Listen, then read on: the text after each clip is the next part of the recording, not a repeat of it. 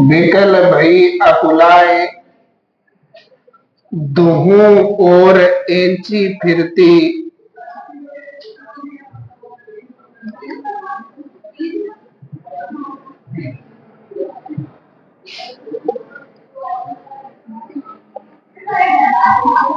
फिरकी लो चली जाए।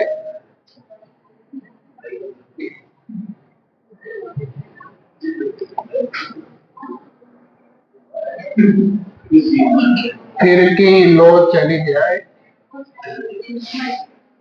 नई लगनी कुल की संकुच बिकल भई अकुलाए, दोहों ओर एंची फिरती।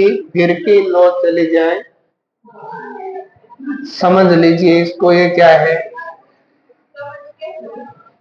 एक इस तरह का प्रसंग चल रहा है कि एक महिला की यानी एक कन्या की नई नवेली शादी हुई है और वो अपने ससुराल में है और वहां उसका भाई उसको लेने के लिए आ जाता है। तो क्या स्थितियां प्रकट होती है। नई लगनी, नया नया लगन हुआ है, कुल की संकुच, उसको वंश की मर्यादा की के लिए वह संकुचित होती है अर्थात शर्माती है। विकल भई अकुलाए, और बहुत अधिक व्याकुल होकर के अकुलाने लग जाती है। दोहों ओर एंची फिरती, वह दोनों ओर से खींची चली आती है। एक तरफ तो भाई के साथ चली जाऊंगी, है ना, तो अपने प्रियतम के प्रेम से दूर हो जाऊंगी, और अगर प्रियतम के पास रही तो माता पिता से दूर हो जाऊंगी। इसलिए वह दोनों ओर से खींची चली जाती है और फिरकी लो चली जाए। जिस तरह से एक मौत पतंगा जो होता है वो दीपक के ऊपर मंडराता है, यानी फिरका, मौत पतंगा, तितली, उसके समान में वहां से मंडराती हुई चली जाती है। अब देखिए, बताइए इसमें उपमेय कौन है, किसकी तुलना किससे की गई।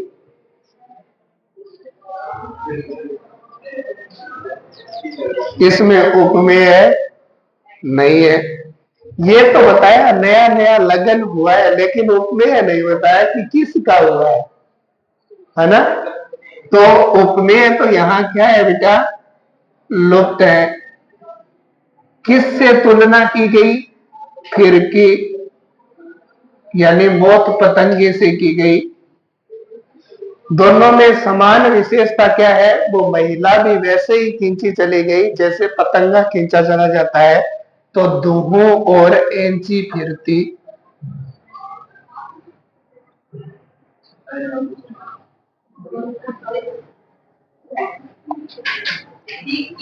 दोहों ओर एंची फिरती।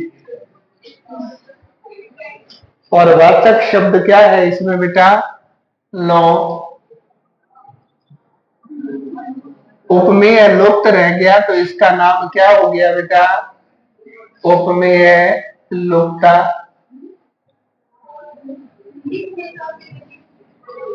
उपमेय लुप्ता।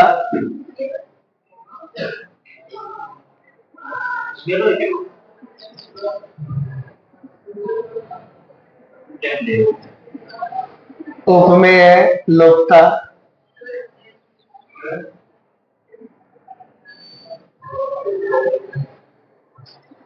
मनीष चेंज कर दो।